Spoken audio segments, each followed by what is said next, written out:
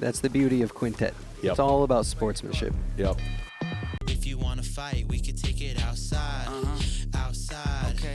Outside. Where at? Outside. We could take it outside. The Quintet event got physical at times and was overall a very exciting event. And there's a lot we could talk about. We could talk about the extended arms that were not finished, and how Jed tried this little leg hook thing that Cade pulled off against PJ Barch in ADCC. But even though Jay's arm was extended, he was able to escape on multiple occasions.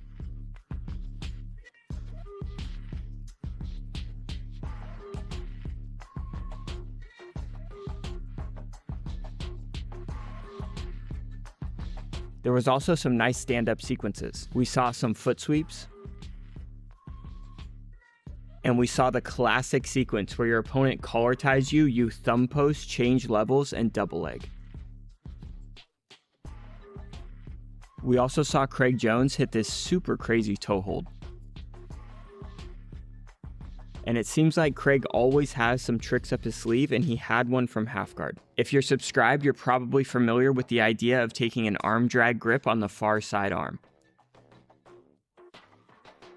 But Craig takes a very interesting arm drag grip that I'm going to start to experiment with. And as Gregor Gracie attempts a long step style of pass, Craig does a partial inversion just to get his foot to the lead hip of Gregor. Very similar to what we saw this kid do in the recent AIGA event. And this type of guard retention movement will lead nicely into triangles. It'll lead nicely into K-guard. It'll lead nicely into triangles from K-guard. But K-guard, in my opinion, has a time and a place where it should be used. And I think the plan is to do a deeper dive into K-guard in my next video. So be sure to subscribe and don't miss that. But in this video, I wanted to focus on what Craig Jones thought was the biggest flaw in the B team strategy and the Quintet rule set as a whole. This was a common theme and a common problem for us throughout the entire event. But before we do, I just wanted to remind you all about the Outlier database, which is initially a tool I was thinking about just making for myself to keep my notes and statistics organized. But there are a lot of you out there who are just like me that study a lot of match footage. So I thought it would be useful to share this tool with all of you.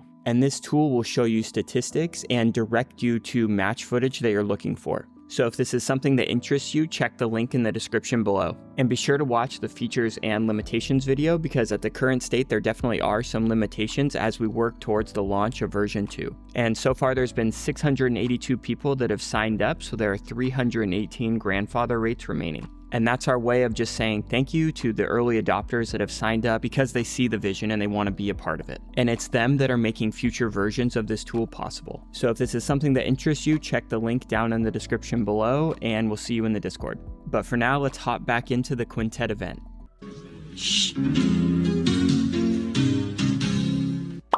Once we get to dominant positions like side control and mount, we want to start isolating limbs. And if you are able to successfully pin their wrist from mount, I really like this sequence from Jozef Chen, where he pins the wrist with one hand and threatens the gift wrap with the other. And he just kind of goes back and forth playing this dilemma until his opponent's elbow gets a bit high, ideally above his own shoulder. And when this happens, you could try and spin for an armbar directly, but I don't think this is the best approach. I prefer what Jozef did and use it as an opportunity to take a second underhook and go into a double chest wrap, which is what you want to transition to S-mount. That, in my opinion, was one of the more beautiful things that happened throughout the event. But this is where things start to go a bit south for Jozef, and I think it's due to him being too committed to this gift wrap grip. This hand is responsible for keeping Gordon on top and addressing the grip of his opponent, and it's constantly bouncing back and forth between these two tasks. And when he's ready, Gordon attacks the armbar, making sure he falls with his hips facing his opponent's feet, and he's able to get a strong finish. But Jozef being so committed to this grip means he doesn't have a lot of base. So when his opponent bridges, Jozef falls, and he falls with his hips facing his opponent's head instead of their feet, resulting in a failed armbar despite a beautiful setup.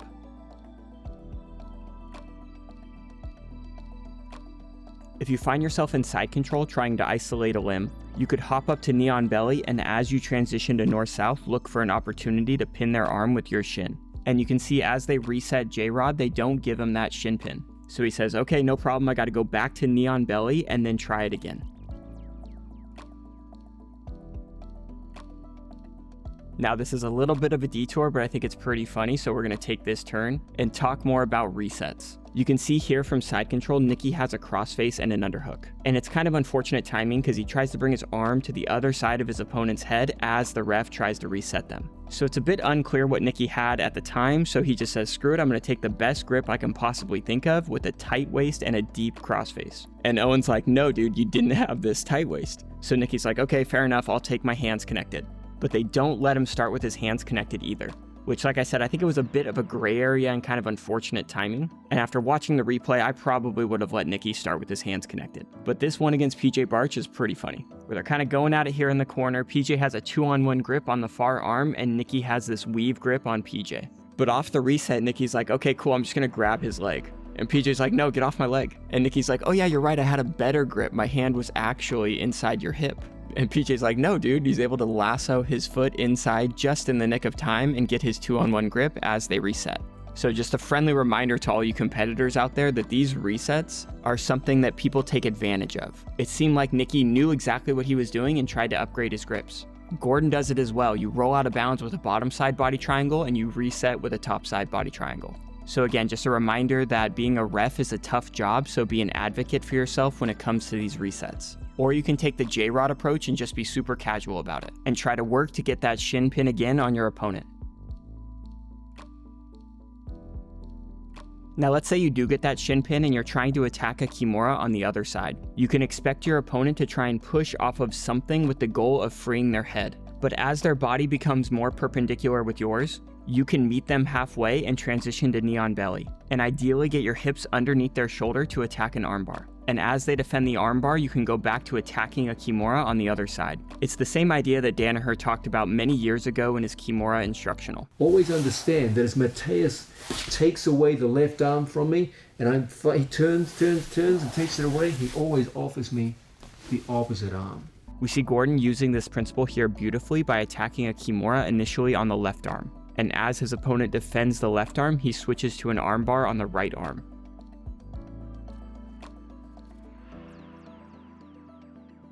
PJ Barch did it a bit differently and went from a Kimura to an armbar, but on the same arm. And we see Amir using the same principle against J-Rod. As he's defending the threat on his primary arm, Amir switches to a Kimura grip on the secondary arm.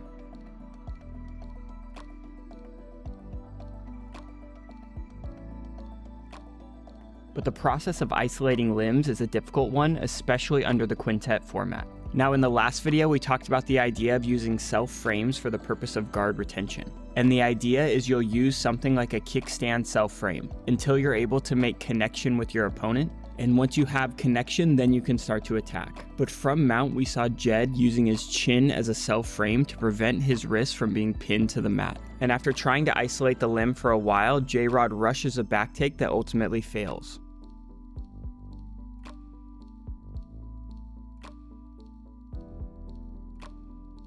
Here we see Jay again not able to isolate a limb, so he just kind of rushes a triangle attempt. And this seemed to be the most frustrating thing for the B team throughout the event. If you pass the side control, you pass the mount, and your opponent just shows up, does the home alone, you on top have to take the risk, so you're going to get called for a sheeter. The problem is the process of isolating and then ultimately finishing is one that takes a long time typically and is a bit grindy. Now granted, Gordon was probably playing with his food a bit in this match, but when he was trying to do this strategy in quintet, he was stood up from mount. And we saw the same thing happen to Heisem. So it's interesting, right? The quintet format is designed to encourage action, but in order to submit someone in a controlled, reliable manner, it's probably going to take a little bit of time. And they don't give you time. And heel hooks are illegal, so they don't give you a chance to sit back on the most common leg lock finish. So ironically, in a rule set like quintet that incentivizes action, you can see some exciting matches with a lot of movement, but also not very many submissions. And the finishes that you do see tend to be more highlight reel finishes, which in my opinion was kind of the theme of the whole event. And to me, this movement-based flashy submission approach to jiu-jitsu is something that I personally would like to keep in my back pocket, but not structure my game around. I tend to gravitate more towards the style of forcing chest-to-chest half guard, getting your underhook, and passing directly to mount so you already have an attacking position. And Craig mentions this as something they should have considered heading into the event. So in hindsight, we probably should have been securing underhooks. Like if we do outside passing, throw the legs across, we will pass, but we won't land with an underhook. If we can use an underhook to pass, that's obviously going to open up better attacks such as arm triangles, set up gift wraps to take the back, arm bars. So the idea is from a position like shin on shin, you can take your underhook, get your head to the near side and do a knee cut. And now as PJ Barch passes the side control, he moves quickly to mount because he has that underhook. And from there, he's able to take the back. And just as another little side note, we saw PJ using this figure 4 grip in the armpit to set up his rear naked choke finish.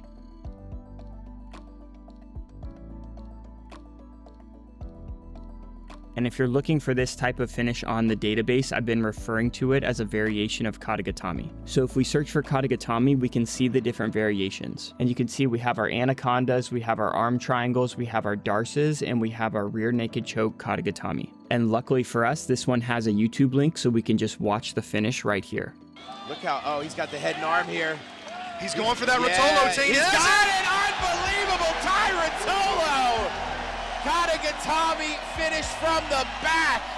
But getting back to the idea of using tight passing as a way to kind of set yourself up more for success once you eventually do pass the guard. It looked like this is something Craig was trying to do against Gregor Gracie, especially as a counter to shin on shin. We can see Craig almost baiting shin on shin and feeding Gregor his leg, but he makes sure to take that underhook and get his head to the opposite side. And Gregor's able to eventually recover, but they recover to chest half guard, where Gregor again is able to escape, and I think that has a lot to do with them being only a minute and a half into the match. But as we get a bit deeper into the match and Craig uses this knee cut to counter shin on shin, you can see Gregor using this kickstand style frame to prevent his leg from being smashed to the mat. So instead of smashing it to the mat, Craig dances over it and uses some beautiful foot pummeling to pass to side control. But there's not really any downside or penalty to getting your guard pass, so Gregor just kind of shelled up and took a very defensive posture. Submission only, people don't turtle. It's too big a risk. Points-based tournament, people will turtle to avoid getting their guard pass and losing those points there. Now, do I agree with this? Yes and no. We definitely saw some people shell up and be patient with their elbow escapes from side control to avoid the back exposure. But we also saw some guard passes that led to turtle and the attacker was able to capitalize.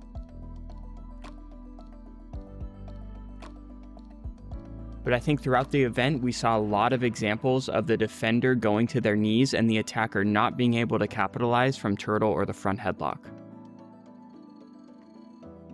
And this is something that I think Nicky Rod struggled with at the Fight Pass Invitational, and it's something that he struggled with in this event as well. Now, I think this is definitely a difficult skill to develop, and we see the New Wave team working on it here. And the basic idea is that you're going to want to use your feet in some capacity to help get your opponent's hands back to the mat. And a lot of times your feet can be used as a way to get your opponent's head in front of their hips. And if your opponent is in this posture, it should be relatively easy to snap their hands down to the mat. And Nicky Rod does a beautiful job of using a sumigashi to get his opponent's head well in front of his hips. And he's able to snap Owen down into the front headlock. But immediately Owen is able to stand up to defend. So again, Nicky snaps Owen into the front headlock. But the story remains the same. Now, in my analysis of the Fight Pass Invitational event, I agreed with Nicky Ryan that this was due to Nicky Rod being a bit antsy for the submission. One thing that I noticed is I felt like you were a little too gung-ho on just trying to get the figure 4 locked versus breaking him down first. He went to go start 4-pointing and standing up, right? And as he was 4-pointing and standing up, that's when you were trying to lock it, and then his head eventually slipped out, right?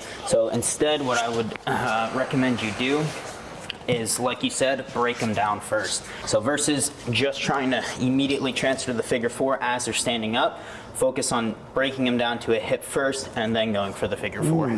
Now, in this most recent event, we did see Nicky immediately try a high-risk guillotine off the front headlock. But that was as time was running out in the match, and he might have been just getting a bit desperate. But as we see Owen here from bottom side control getting up to his knees, they end up in the front headlock. And after they go out of bounds and reset, we see Nicky trying to go into a cradle. Now it doesn't work and Owen ends up escaping, but you can see Nicky trying to implement this principle of breaking them down first before attempting your submission. I really like that idea because you're going more control first that eventually leads to the submission. But then we run into the same problem as before, because often this control-based approach can take a bit of time to work. And without anything like strikes or a penalty to force the bottom person to move, it can be very, very slow-paced and difficult to implement. And again, the Quintet rule set doesn't like this type of style. And because the rule set favors movement and the B team did a ton of loose passing, they didn't receive any penalties throughout the event. When we watched 10th Planet versus Team Sakuraba, there were quite a few Shido calls. And then in our series, I don't think there was any Shido calls.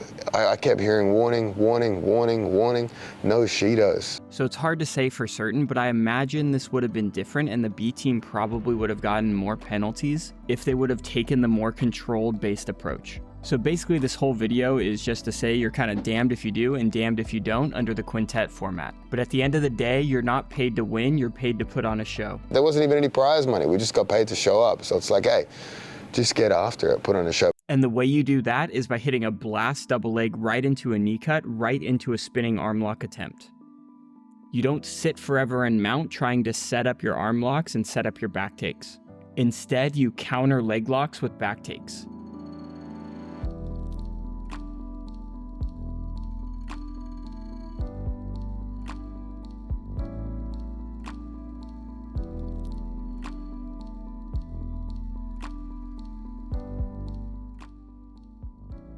And I think the result was a very entertaining event. But in my opinion, a rule set like this one that encourages action will lead to some very exciting finishes. But ironically, there's probably going to be less submissions overall, because people are not given the time needed to implement a control-based approach to grappling. And just a reminder, in the next video, we're going to continue talking about guard retention, and specifically when and when not to use K-guard.